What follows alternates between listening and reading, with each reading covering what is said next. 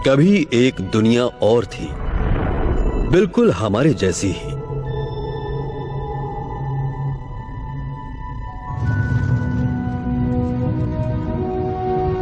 वहां भी कभी कभार कुदरती हादसे होते थे, बड़े ज्वालामुखी फटते थे और कभी कभी कोई एस्टेरॉयड आसमान से आकर तबाही मचा देता था।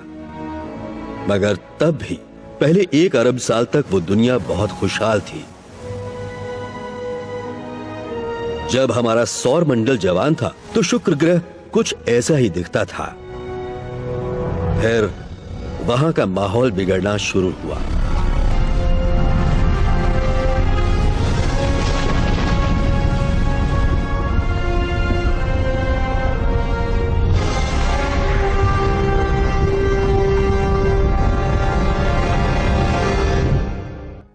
शुक्र ग्रह जो कभी किसी स्वर्ग जैसा लगता था, एक नर्क में तब्दील हो गया। एक मामूली सा संतुलन बिगड़ने से ये स्वर्ग नर्क में बदल गया। इतना मामूली कि आप सोच भी नहीं सकते।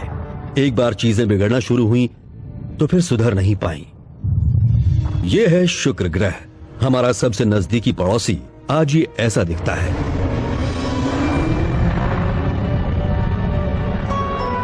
शुक्र ग्रह के समुद्र बहुत पहले खत्म हो गए थे। इसकी सतह जलती भट्टी से भी गर्म है, इतनी गर्म कि सीसा भी पिघल जाए। मगर क्यों? शायद आपको लगे कि शुक्र ग्रह पृथ्वी के मुकाबले सूर्य से 30% ज्यादा नजदीक है, इसलिए। मगर यह वजह नहीं है। शुक्र ग्रह को चारों ओर से सल्फ्यूरिक एसिड के बादलों ने घेरा हुआ है, जो धूप को सतह तक पहुंचने से रोक लेते हैं। इससे तो शुक्र को पृथ्वी से भी ज्यादा ठंडा होना चाहिए था, मगर फिर यह इतना गर्म क्यों है? ऐसा इसलिए क्योंकि बादलों के बीच से जो भी थोड़ी बहुत धूप सतह तक पहुंचती है वो वापस नहीं लौट पाती। कार्बन डाइऑक्साइड की एक घनी परत एनर्जी को बाहर निकलने से रोक लेती है। ये कार्बन डाइऑक्साइड गैस, या कहें कि CO2, दम घोंटने वाले ब्लैंकेट की तरह सारी गर्मी अपने अंदर रख लेती है। शुक्र पर न तो कोयला जल रहा है और न धुआं उगलने वाली भट्टियां लगी हैं। इंसान की मदद लिए बिना भी कुदरत किसी पर्यावरण को खत्म कर सकती है। शुक्र बुरी तरह ग्रीन हाउस गैसों की चपेट में है। ये वेनिडा 13 का मलबा है। 1982 में तब के सोवियत यूनियन के वैज्ञानिकों और इंजीनियरों ने ये स्पेसक्राफ्ट शुक्र ग्रह पर उतार दिया था। उन्होंने किसी तरह इसे 2 घंटे तक ठंडा बनाए रखा ताकि ये आसपास के फोटोग्राफ ले सकें और उन्हें पृथ्वी तक भेज सकें। इसके बाद इसकी सारी मशीनरी गर्मी से पिघल गई।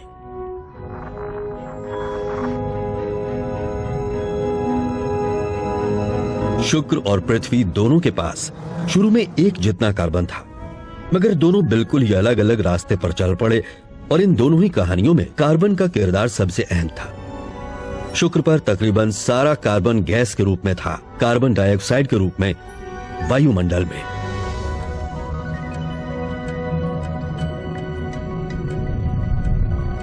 जबकि पृथ्वी पर ज्यादातर कार्बन कई युगों तक कार्बोनेट चट्टानों की तिजोरियों में बंद रहा, जैसे कि ये डोवर की मशहूर सफेद कगारों का एक हिस्सा जो इंग्लिश चैनल के किनारे है। किस ताकत से ये कमाल की चीज बनी होगी।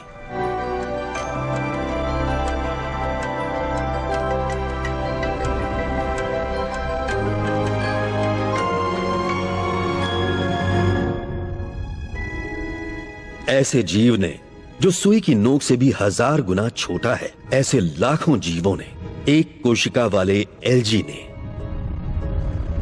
ज्वालामुखियों ने हवा में कार्बन डाइऑक्साइड छोड़ी और समुद्रों ने धीरे धीरे उसे सोख लिया। लाखों सालों के दरमियान सूक्ष्म जीवों एल्गी ने उस कार्बन डाइऑक्साइड को बहुत छोटे छोटे खोलों में बदल दिया। चौक या चूना पत्थर की मोटी परतों के रूप में वो समुद्र की तली में इकट्ठा हो गए। बाद में पृथ्वी की हलचलों ने समुद्र तल को ऊपर उठा दिया और ये बड़ी बड़ी कगारें बन गईं। दूसरे समुद्री जीवों ने कार्बन डाइऑक्साइड लेकर बड़ी बड़ी कोरल रीफ्स बना डाली। समुद्रों ने भी पानी में घुली CO2 को बिना किसी जीव की मदद लिए चूना पत्थर में बदल दिया। इसकी वजह से पृथ्वी के वायुमंडल में बहुत मामूली सी ही कार्बन डाइऑक्साइड गैस बची है, 1% के 300वें हिस्से से भी कम। जरा सोचिए, 10,000 मॉलिक्यूल्स में से 3 से भी कम। मगर इसके बावजूद इसी से तय होता है कि पृथ्वी बंजर रहेगी या हरी भरी। अगर पृथ्वी पर जरा सी भी कार्बन डाइऑक्साइड न हो तो यहां बर्फ ही बर्फ होगी। और अगर इससे दुगनी हो जाए यानी 10,000 में 6 मॉलिक्यूल्स हो जाएं, तो यहाँ बर्दाश्त के बाहर गर्मी हो जाएगी और दूसरी बड़ी मुसीबतें खड़ी हो जाएंगी। मगर तब भी यहाँ शुक्र जितनी गर्मी नहीं होगी, उसका कोई मुकाबला नहीं। वहाँ के समुद्र अरबों साल पहले ही भाप बनकर उड़ गए। जब समुद्र ही नहीं है तो ये वायुमंडल से CO2 लेकर उसे मिनरल बनाकर जमा भी नहीं कर सकता। यहाँ ज्वालामुखियों से निकलने वाली CO2 लगातार इकट्ठी होती जा रही है।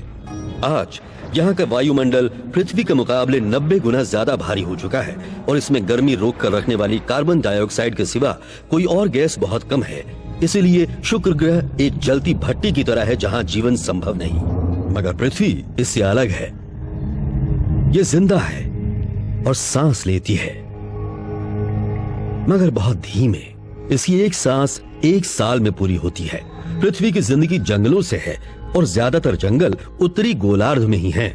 जब उत्तर में बसंत का मौसम आता है तो ये जंगल हवा में मौजूद कार्बन डाइऑक्साइड लेते हैं और बड़े हो जाते हैं और जमीन हरी भरी हो जाती है। इससे वायुमंडल में CO2 कम हो जाती है। जब पतझड़ आता है और पेड़ अपनी पत्तियां गिरा देते हैं तो उनके सड़ने से कार्बन डाइऑक्साइड दोबारा वायुमंडल में पहुंच जाती है। साल के दूसरे हिस्से में यही काम दक्षिणी गोलार्ध में भी होता है, मगर दक्षिणी गोलार्ध में ज्यादातर समुद्र ही है। इसलिए उत्तर के जंगलों की वजह से ही दुनिया में CO2 में होने वाला सालाना बदलाव तय होता है।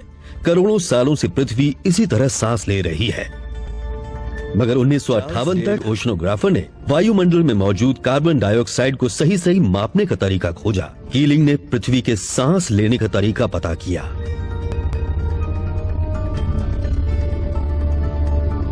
मगर उन्हें एक चौंकाने वाली बात भी पता चली। इंसान के इतिहास में पहली बार CO2 के स्तर में जबरदस्त बढ़त देखी गई थी और जो तब से लेकर अब तक जारी है।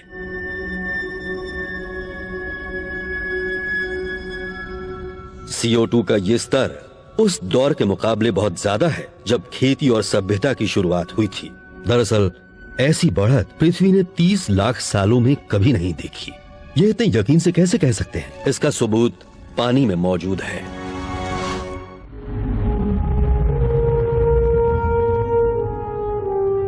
पृथ्वी के पास गुजरे जमाने की बर्फ में लिखी एक डायरी है। क्लाइमेट साइंटिस्ट्स ने ग्रीनलैंड और एंटार्क्टिका के ग्लेशियर्स में बहुत गहराई से बर्फ निकाली है। बर्फ की इन परतों के बीच बहुत पुरानी हवा भी कैद है। की मदद से हम पृथ्वी के वायुमंडल के पिछले 8 लाख सालों का रिकॉर्ड देख सकते हैं। इस दौरान कभी भी हवा में कार्बन डाइऑक्साइड का स्तर 1% के 300वें हिस्से से ऊपर नहीं गया, यानी कि 20वीं सदी की शुरुआत तक। उसके बाद से इसमें लगातार और तेजी से बढ़त हो रही है। औद्योगिक क्रांति से पहले के मुकाबले ये स्तर 40% से ज्यादा हो चुका है। कोयला, तेल और गैस जलाकर हमारी सभ्यता जितनी तेजी से कार्बन डाइऑक्साइड पैदा कर रही है, उस तेजी से पृथ्वी उससे सोख नहीं पा रही। इसलिए हवा में CO2 का स्तर बढ़ रहा है। हमारी पृथ्वी गर्म हो रही है। हर गर्म चीज से एक किस्म की रोशनी निकलती है जिसे आंखों से हम नहीं देख सकते। इसे थर्मल इंफ्रारेड लाइट कहते हैं। हम सबके अंदर से नजर न आने वाला हीट रेडिएशन निकलता है। अंधेरे में भी इंफ्रारेड की रोशनी में पृथ्वी ऐसी दिखेगी।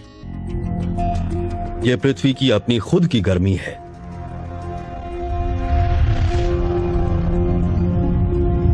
सूर्य की रोशनी इसकी सतह से टकराती है। पृथ्वी इसकी ज्यादातर एनर्जी को सोख लेती है, जिससे वो गर्म हो जाती है और उसकी सतह इंफ्रारेड लाइट में चमकने लगती है। मगर वायुमंडल की कार्बन डाइऑक्साइड इस हीट रेडिएशन के ज्यादातर हिस्से को सोख लेती है और उसे वापस सतह पर भेज देती है। इससे पृथ्वी और ज्यादा गर्म हो जाती है। इसी सिलसिले को ग्रीन हाउस इफेक्ट कहते हैं। फिजिक्स के लिहाज से कहें तो ये एनर्जी फ्लो का हिसाब किताब है। इसमें कुछ भी गलत नहीं है। अगर हमारे वायुमंडल में बिल्कुल भी कार्बन डाइऑक्साइड न हो तो पृथ्वी बर्फ का एक बड़ा गोला बन जाएगी और हम भी खत्म हो जाएंगे।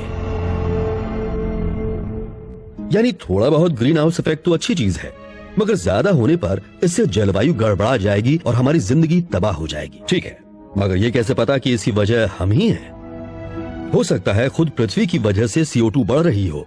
शायद हमारे कोयला और तेल जलाने से इसका कोई रिश्ता ही न हो। इसकी वजह शायद वो ज्वालामुखी हो। हर कुछ साल में सिसिली के माउंट एटना में जोर का धमाका होता है। इसके एक धमाके से वायुमंडल में लाखों टन CO2 पहुंच जाती है। तो फिर पृथ्वी के तमाम ज्वालामुखियों से निकलने वाली CO2 कितनी होगी? इसके लिए वैज्ञानिक तरीके से हिसाब लगाते हैं। वायुमंडल में हर साल करीब 50 करोड़ टन CO2 ज्वालामुखियों की वजह से पहुंचती है। ये काफी ज्यादा है ना? मगर ये उस 30 अरब टन CO2 का 2% भी नहीं है जो हम इंसान हर साल हवा में उड़ेल रहे हैं। और मजे की बात, वायुमंडल में जितनी CO2 बढ़ी है वो ठीक उतनी ही है जितनी कोयला, तेल और गैस जलाने से निकली है। ज्वालामुखी से निकली CO2 थोड़ी अलग होती है। यह जीवाश्म ईंधन जलाने से निकली CO2 से थोड़ी भारी होती है। अगर दोनों के एटम्स को गौर से देखें तो फर्क समझ में आ जाता है। ये साफ है कि CO2 के बढ़ने की वजह ज्वालामुखी नहीं है। इसके अलावा गर्मी जिस रफ्तार से बढ़ रही है वो कार्बन डाइऑक्साइड के बढ़ने की रफ्तार से मेल खाती है। मामला बड़ा संगीन है। ये सारा इल्जाम हमारे ऊपर ही आता है। सालाना 30 अरब टन CO2 कितनी होती है? अगर इसे ठोस रूप में लाया जाए तो ये करीब उतनी ही होगी जितनी डोवर की सफेद चट्टानों में है। और इतनी CO2 हम हर साल हवा में घोल रहे हैं। बदकिस्मती से हमारी सभ्यता जो कचरा पैदा कर रही है वो कोई मामूली चीज नहीं है। ये हमारी पृथ्वी का मौसम और जलवायु तय करने वाली गैस है। यही सब तय करती है। बुरी बात यह है कि CO2 नजर नहीं आती। अगर हम इसे देख पाते, अगर हमारी आंखें CO2 देख पाती, शायद कॉस्मोस में ऐसे जीव भी हों जो इसे देख पाते हों। अगर हमें वो सारी कार्बन डाइऑक्साइड दिखती तो शायद हम इसकी जिम्मेदारी भी ले लेते और वायुमंडल पर हो रहे इंसान के असर को समझ पाते।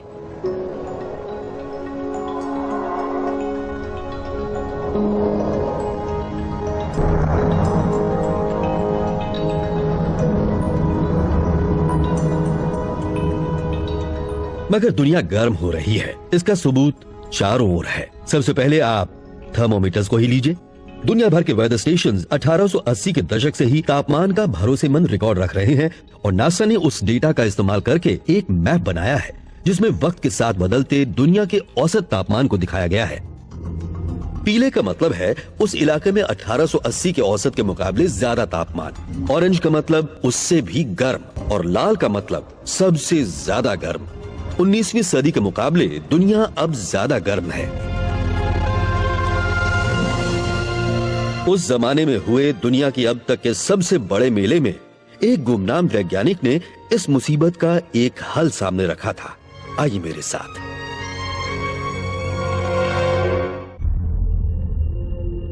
एक वक्त था जब ये दुनिया न तो ज्यादा गर्म थी और न ज्यादा ठंडी, बस एकदम ठीक थी। फिर वो वक्त आ गया जब यहाँ रहने वालों को पता चला कि हमारी ये प्यारी सी पृथ्वी बदलने लगी है। और ऐसा नहीं कि हमने इस बुरे वक्त को आते नहीं देखा। 1896 में स्वीडिश साइंटिस्ट सवांते आर्हेनियस ने हिसाब लगाया था कि वायुमंडल में मौजूद CO2 अगर दुगनी हो जाए तो ध्रुवीय बर्फ पिघल जाएगी। 1930 के दशक में अमेरिकन फिजिसिस्ट E.O. हल्बर्ट ने नेवल रिसर्च लेबोरेटरी में इस नतीजे को सही पाया था। मगर अब तक ये सिर्फ एक थ्योरी थी। गाय कैलेंडर ने ऐसे सबूत जमा किए जिनसे पता चलता था कि CO2 और दुनिया के औसत तापमान दोनों में ही बढ़ोतरी हो रही है। अब भी इंसान अनजाने में ही सही मगर अपनी सभ्यता के पैदा किए कचरे से दुनिया की जलवायु बदल रहा है। ये जो गैसें निकल रही हैं फैक्ट्रियों से और गाड़ियों से, उनसे हर साल 6 अरब टन से भी ज्यादा कार्बन डाइऑक्साइड पैदा हो रही हैं। ये सूर्य की गर्मी को हवा में ही सोख लेती है और इससे हमारा वायुमंडल लगातार गर्म हो रहा है। ये बुरी बात है क्या? ऐसा अंदाजा लगाया गया है कि पृथ्वी के तापमान में कुछ डिग्री की बढ़ोतरी से ही ध्रुवों पर जमा बर्फ पिघल जाएगी। 1960 में कार्ल सेगन की PhD थीसिस में शुक्र ग्रह पर ग्रीन हाउस गैसों के असर का हिसाब किताब लगाया गया था। उन्हें पृथ्वी समेत तमाम ग्रहों के वायुमंडल में हमेशा से दिलचस्पी थी और ये उसी का एक हिस्सा था। 1980 में असली कॉस्मोस सीरीज में कार्ल सेगन ने आगाह किया था, हम हवा में बहुत ज्यादा कार्बन डाइऑक्साइड छोड़ रहे हैं और ग्रीन हाउस इफेक्ट को बढ़ा रहे हैं। ऐसा होता रहा तो जल्द ही पृथ्वी की जलवायु गड़बड़ा जाएगी और कॉस्मोस में हमारा ये इकलौता घर, ये स्वर्ग एक नर्क में बदल जाएगा। जब कार्ल ने यह बात कही थी तब से अब तक हम वायुमंडल में 400 अरब टन कार्बन डाइऑक्साइड और उंडेल चुके हैं। अगर हमने अपने तरीके नहीं बदले तो हमारे बच्चों को पृथ्वी किस हाल में मिलेगी? वैज्ञानिकों ने जो अंदाजा लगाया है उसके मुताबिक अगर हमने ये सिलसिला जारी रखा तो हमारे बच्चों को मुसीबतें झेलनी पड़ेंगी। जानलेवा लू चलेगी, भयानक सूखा पड़ेगा, समुद्र ऊपर उठेगा, प्रजातियों का सफाया होगा। हमें विरासत में हरी भरी पृथ्वी मिली थी जिसकी जलवायु बहुत हद तक स्थिर थी। हजारों सालों तक यहाँ खेती और सभ्यताएं फलती फूलती रहीं और अब हमारी लापरवाही और लालच ने उस सब को दांव पर लगा दिया है। चलिए, हम वैज्ञानिक जलवायु के बारे में इतनी दूर तक की भविष्यवाणी करने में अगर माहिर हैं, तो फिर मौसम के बारे में हमारा अंदाज गलत कैसे हो जाता है? बल्कि इस साल तो मेरे शहर में सबसे ज्यादा ठंड पड़ी है। ऐसे में तो हम वैज्ञानिकों को मानना चाहिए कि पृथ्वी पर ठंड बढ़ रही है। मौसम और जलवायु में बहुत फर्क है। वायुमंडल बहुत थोड़े अरसे में जो करता है वो मौसम है। ये कुछ घंटे या कुछ दिन चलता है। मौसम का कोई ठिकाना नहीं, यानी कि मामूली से बदलाव होने पर भी मौसम पूरी तरह बदल जाता है। इसीलिए 10 दिन बाद के मौसम की भविष्यवाणी किसी मतलब की नहीं। मौसम का एक लंबे अरसे का औसत जलवायु है, कई सालों का औसत। जिन ताकतों की वजह से वायुमंडल में ऊर्जा का संतुलन बनता बिगड़ता है, उन्हीं से जलवायु भी बनती है। जैसे कि सूर्य में होने वाले परिवर्तन, पृथ्वी की कक्षा में झुकाव, पृथ्वी द्वारा अंतरिक्ष में वापस भेजी गई सूर्य की रोशनी और हवा में ग्रीन हाउस गैसों की मौजूदगी। इनमें से किसी में भी बदलाव हो तो जलवायु पर भी फर्क पड़ता है, जिसे पहले से बताया जा सकता है। मेरे इस दोस्त की चहलकदमी शॉर्ट टर्म फ्लक्चुएशंस दिखा रही है। ये मौसम है। ये जानना नामुमकिन है कि अगले ही पल ये कहां जाएगा, मगर ये जानना मुश्किल नहीं कि इसकी इस चहलकदमी की रेंज कहां तक होगी, क्योंकि मैंने इसे एक रस्सी से पकड़ा हुआ है। हम जलवायु को सीधे तौर पर नहीं देख सकते, सिर्फ मौसम को ही देख पाते हैं। मगर कई सालों का औसत मौसम एक पैटर्न दिखाता है। मैं जिस रास्ते चल रहा हूँ वो लॉन्ग टर्म पैटर्न है। मौसम की भविष्यवाणी मुश्किल है मेरे दोस्त की तरह, मगर जलवायु की भविष्यवाणी हो सकती है। पृथ्वी के लंबे इतिहास में जलवायु कई बार बदली है, मगर हमेशा किसी न किसी बड़ी ताकत की वजह से। फिलहाल जो सबसे बड़ी ताकत जलवायु को बदलने में लगी है वो है फॉसिल फ्यूल के जलाने से पैदा CO2, जो सूर्य की गर्मी को यहीं रोक कर रखती है। इससे जो गर्मी बढ़ती है वो कहीं तो जाएगी। इसमें से कुछ हवा को गर्म करती है और ज्यादातर समुद्र में पहुंचती है। पूरी दुनिया में समुद्र पहले से ज्यादा गर्म हो रहे हैं। इसका सबसे ज्यादा असर आर्कटिक ओशन और उसके आसपास के इलाके में दिखता है। चलिए, गर्मियों में ऐसे समुद्र की बर्फ कम हो रही है जहां शायद ही कभी कोई जाता हो। अगर उत्तरी ध्रुव की बर्फ खत्म हो जाए तो मुझे फिक्र क्यों होनी चाहिए?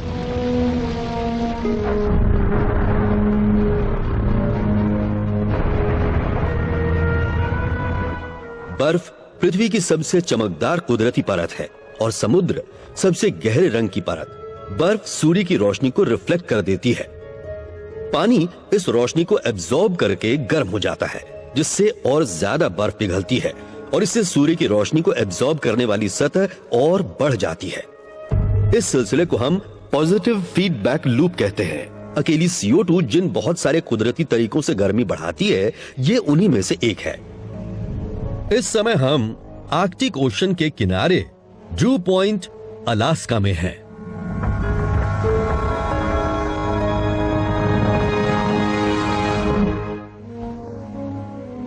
जब मैं पैदा हुआ था तो यह किनारा यहाँ से 1.6 किलोमीटर दूर था। तब यह हर साल करीब 20 फीट की दर से टूट रहा था। अब हर साल 50 फीट जमीन कम हो रही है। आर्कटिक समुद्र गर्म हो रहा है और वो भी तेज होती रफ्तार से, इसलिए साल के ज्यादातर वक्त यहाँ बर्फ नहीं होती। इससे यहाँ के किनारे तूफान की वजह से कटते फटते रहते हैं। तूफान भी अब पहले से तेज होते जा रहे हैं और ये भी जलवायु बदलने का एक असर है। अलास्का, साइबेरिया और कनाडा असल में पर्माफ्रॉस्ट हैं, यानी ऐसी जमीन जो इस सहस्त्राब्दी से पहले हमेशा बर्फ से ढकी रहती थी। इसमें बहुत सारी जैविक चीजें हैं, जैसे कि हजारों साल पहले के पेड़ों की पत्तियां और जड़ें। चूंकि पृथ्वी के किसी और इलाके के मुकाबले आर्कटिक ज्यादा तेजी से गर्म हो रहा है, इसलिए पर्माफ्रॉस्ट भी पिघल रहा है और इसमें दबी चीजें सड़ रही हैं, वैसे ही जैसे फ्रीजर बंद कर देने पर सड़ती हैं। पर्माफ्रॉस्ट के पिघलने से कार्बन डाइऑक्साइड और मीथेन निकलकर वायुमंडल में मिल रही हैं। ये और भी खतरनाक ग्रीन हाउस गैस है। इससे यहाँ गर्मी और ज्यादा बढ़ रही है और ये भी पॉजिटिव फीडबैक मैकेनिज्म का एक उदाहरण है। दुनिया के सारे परमाफ्रॉस्ट में इतना कार्बन जमा है जो वायुमंडल में CO2 की मात्रा को दुगना कर सकता है। हमारी रफ्तार को देखते हुए ग्लोबल वार्मिंग ये सदी खत्म होने तक इसमें से ज्यादातर CO2 निकाल देगी। शायद हम जलवायु में उस हद तक बदलाव कर रहे हैं जिसके बाद इस नुकसान की भरपाई नामुमकिन हो जाएगी। चलिए, हवा, पानी और जमीन सब के सब गर्म हो रहे हैं, यानी कि ग्लोबल वार्मिंग वाकई हो रही है। मगर शायद ये हमारी गलती न हो, ऐसा कुदरत की वजह से हो रहा हो, सूर्य की वजह से हो। जी नहीं, इसमें सूर्य का हाथ नहीं। हम कई दशकों से सूर्य को बहुत बारीकी से देख रहे हैं। सौर ऊर्जा में जरा भी बदलाव नहीं आया है। इसके अलावा पृथ्वी दिन के मुकाबले रात में और गर्मियों की बजाय सर्दियों में ज्यादा गर्म हो रही है। ग्रीन हाउस इफेक्ट की वजह से ही ऐसा होता है। सौर ऊर्जा की वजह से तो इसका उल्टा होता। अब इस बात में कोई शक नहीं रह गया है कि इंसान पृथ्वी की जलवायु को बदल रहा है। समस्या की जड़ सूर्य नहीं है, बल्कि ये तो इसका हल है। ये बात हमें बहुत पहले से मालूम है, इतना पहले से कि आप सोच भी नहीं सकते। पेरिस, सितंबर 1878। तब तक तो आईफिल टावर भी नहीं बना था। तब यहाँ एक ऐसा मेला लगा था जैसा दुनिया में पहले कभी नहीं देखा गया था। स्टैच्यू ऑफ लिबर्टी का शानदार सिर बस बनकर तैयार हुआ ही था। पूरी दुनिया से आए लोगों ने पेरिस के 27 हेक्टेयर के इलाके में अपने आविष्कारों और सामानों की प्रदर्शनी लगाई थी। अपना लाइट बल्ब दुनिया के सामने लाने में एडिसन को अभी भी 1 साल का वक्त था। बिजली से चलने वाली मशीनों के बारे में किसी ने सोचा भी नहीं था। तब लोग स्विच या बटन नहीं दबाते थे, हाथ की या घोड़ों की ताकत से ही सारे काम होते थे। हम इसी इंसान को देखने आए हैं, वही अजीब सी मूंछों वाला। वो मैथ्स का टीचर है और नाम है ऑगस्टा मूशा। याद रखिए, ये 1878 का वक्त है।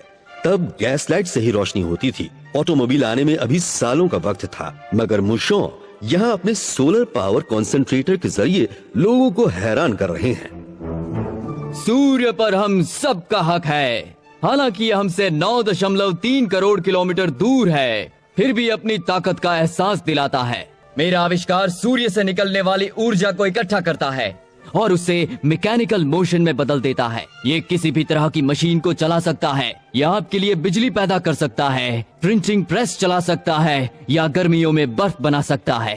तो आपने देखा दोस्तों, अगर हमने सूर्य की जबरदस्त ताकत का इस्तेमाल किया तो क्या क्या अजूबे हो सकते हैं। दुनिया का कोयला किसी दिन खत्म हो सकता है, लेकिन ये ताकतवर सूर्य हमेशा हमारे पास रहेगा। मूशों को उस मेले में गोल्ड मेडल दिया गया, मगर उसके बाद कोयले की कीमतें गिर गईं और वो इतना सस्ता हो गया कि सौर ऊर्जा में किसी की दिलचस्पी नहीं रही। इसके अलावा उस वक्त किसी को समझ ही नहीं आया कि फॉसिल फ्यूल जलाने से हमें क्या कीमत चुकानी पड़ सकती है। मूशों को रिसर्च के लिए मदद मिलना बंद हो गई। 35 साल बाद 20वीं सदी की शुरुआत में ऐसा ही हल सुझाने वाला एक और दरवाजा खुला। वो जगह थी इजिप्ट। ये कहानी आने वाली पीढ़ियों के काम की है। जलवायु को बदलने से रोकने की शुरुआत यहीं से हुई थी। इजिप्ट 1913। ये फिलाडेल्फिया के फ्रैंक शूमन है। इन्होंने सिर्फ 3 साल तक स्कूल में पढ़ाई की, मगर आविष्कार करने में माहिर दिमाग ने ये कमी दूर कर दी। 30 साल का होने से पहले ही शूमन ने सेफ्टी ग्लास की खोज कर ली थी। ऑटोमोबाइल्स और स्काईलाइट्स में इसके इस्तेमाल ने न जाने कितने लोगों की जान बचाई और शूमन को मालामाल कर दिया। ये दौलत उन्होंने अपने शौक यानी सौर ऊर्जा से जुड़ी रिसर्च करने में लगाई। शूमन ने अपनी टीम के साथ मिलकर बहुत सारे सोलर एनर्जी कॉन्सेंट्रेटर्स तैयार किए। इनसे भाप का इंजन भी चल जाता था। शूमन को उम्मीद थी कि सूर्य की ताकत से वो रेगिस्तान में सिंचाई करके उसे हरा भरा कर सकते हैं। 1913 में शूमन के सोलर पावर प्लांट का जब औपचारिक रूप से उद्घाटन हुआ तो उसे एक बड़ी कामयाबी माना गया। उन्होंने सूर्य की गर्मी का बड़े पैमाने पर इस्तेमाल करने का तरीका खोज निकाला था और सौर ऊर्जा को कोयले से भी सस्ता कर दिया था। ब्रिटिश और जर्मन दोनों सरकारों ने शूमन को अपना आविष्कार और बेहतर करने के लिए खुलकर मदद की पेशकश की। उष्णकटिबंधीय क्षेत्रों में यह बेहिसाब एनर्जी का जरिया हो सकता था, जहां कोयला मंगाना बहुत महंगा था। मगर शूमन का सपना तो इससे भी बड़ा था। साइंटिफिक अमेरिकन को लिखे एक खत में उन्होंने हिसाब लगाया कि अगर वो सहारा रेगिस्तान में सिर्फ 250 किलोमीटर के इलाके में अपना सोलर पावर प्लांट लगा लें तो इतनी बिजली पैदा हो सकती है जितनी दुनिया भर की इंडस्ट्रीज को चाहिए। मगर ऐसा हो न सका। लिक्विड फॉसिल फ्यूल यानी कि पेट्रोलियम का बाजार तेजी से बढ़ रहा था और वो जहाज चलाने, घर गर्म करने, कार और ट्रक चलाने में इस्तेमाल हो रहा था। तेल की कमी नहीं थी और वो कोयले से सस्ता था। उसे जमीन से निकालना और काम में लाना और भी आसान था। कोयले से जिस जहाज को चलाने में 100 आदमी एक हफ्ता लगाते थे, तेल से वही काम एक आदमी एक दिन में कर सकता था। रेगिस्तान में शूमन की कामयाबी के 1 साल बाद पहला विश्व युद्ध छिड़ गया। उनके सोलर कलेक्टर्स को गलाकर हथियार ढाल दिए गए। सौर ऊर्जा से चलने वाली सभ्यता बनाने का फ्रैंक शूमन का सपना 1 सदी के लिए दफन हो गया। एक और साफ सुथरा, कभी खत्म न होने वाला ऊर्जा का स्रोत है हवाएं। खुद सौर ऊर्जा से चलती हैं क्योंकि सूर्य हवाओं और लहरों को चलाता है। सोलर कलेक्टर्स के उलट विंड फार्म्स को ज्यादा जमीन की जरूरत नहीं होती और अगर वो पानी में हो तो बिल्कुल भी नहीं होती। वहां हवा भी बहुत तेज होती है। अगर हम हवाओं की सिर्फ 1% ताकत भी ले पाएं तो हमारी सभ्यता को चलाने लायक बिजली मिल जाएगी। पृथ्वी पर 1 घंटे में जितनी सौर ऊर्जा पहुंचती है उतनी एनर्जी पूरी दुनिया में साल भर में खर्च होती है। अगर सूरज और हवा की ताकत का जरा सा भी हिस्सा हम इस्तेमाल कर पाएं तो हमारे भविष्य की सारी ऊर्जा की जरूरतें हवा में कार्बन छोड़े बगैर ही पूरी हो जाएंगी।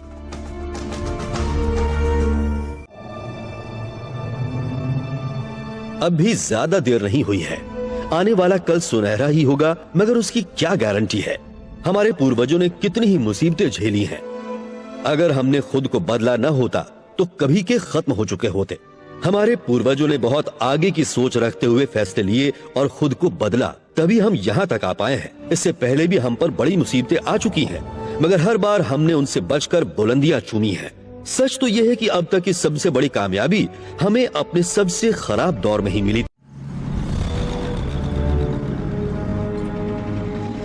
एक दौर था जब दुनिया में 60,000 न्यूक्लियर वेपन्स कभी भी छोड़े जाने लायक हालत में तैनात थे। ये होड़ दुनिया के 2 सबसे ताकतवर मुल्कों में थी। दोनों अपनी जिद पर आमादा थे और एक दूसरे के आगे झुकने की बजाय उन्हें इस खूबसूरत दुनिया को बर्बाद कर देना मंजूर था। सोवियत यूनियन ने इंसान के बनाए अब तक के सबसे बड़े बम में विस्फोट किया था। उससे पैदा दहशत दूसरी तरह के खतरों के आगे छोटी हो गई। दुनिया के 2000 बड़े शहर कुछ ही घंटों में मलबे के ढेर में बदल जाएंगे, ये डर पीछे छूट गया था। यूनाइटेड स्टेट्स और सोवियत यूनियन के बीच न्यूक्लियर हथियारों को लेकर छिड़ी जंग नया मोड़ ले चुकी थी। चंद्रमा पर भेजे गए अपोलो मिशंस असल में इन दोनों मुल्कों के बीच हथियारों की दौड़ का ही अंजाम थी। लोगों को पृथ्वी का चक्कर लगाने या चांद पर भेजने के लिए बड़े भरोसेमंद और ताकतवर रॉकेट की जरूरत थी और ठीक उसी टेक्नोलॉजी की मदद से न्यूक्लियर हथियार को दुनिया के किसी भी कोने में ले जाकर दुश्मन के शहर को तबाह किया जा सकता था।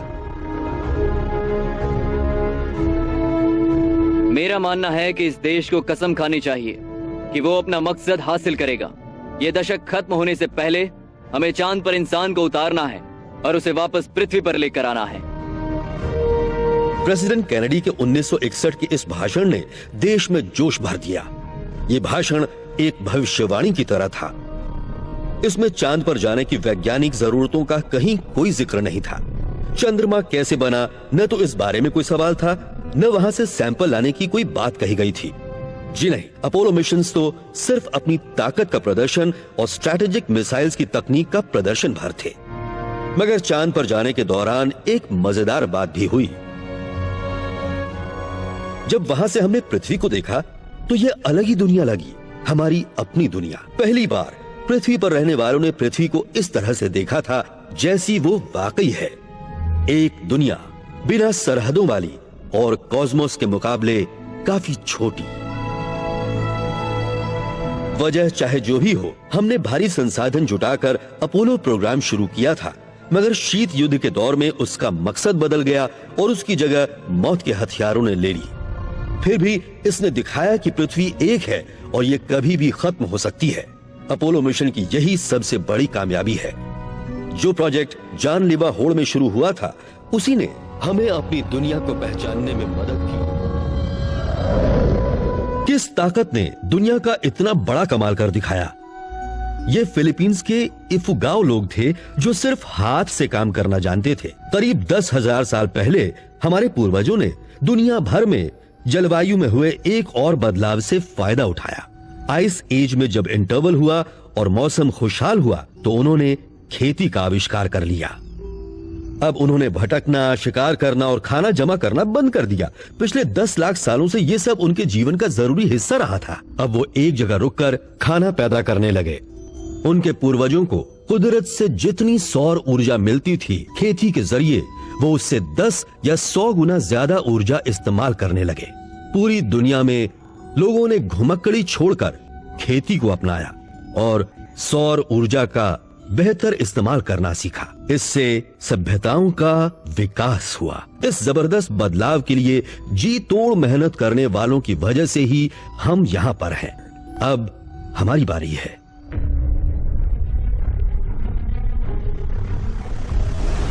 यहाँ भी कभी एक दुनिया थी। अगर शुक्र पर कभी जीवन था तो उसे अपने ग्रह की इस बदहाली को पलटने का मौका नहीं मिला होगा। ग्रीन हाउस गैसों के इस असर को थामना किसी के बस में नहीं था। एक दुनिया और भी है, हमारी दुनिया, वो भी अभी इसी वक्त। हमारी इस दुनिया और उसके बेशकीमती जीवन को बचाने में कोई भी वैज्ञानिक या तकनीकी अड़चन नहीं है। हम इसे बचाएंगे अगर हम इसकी कद्र करते हैं और अगर हमारे अंदर वो इच्छा शक्ति होगी तब।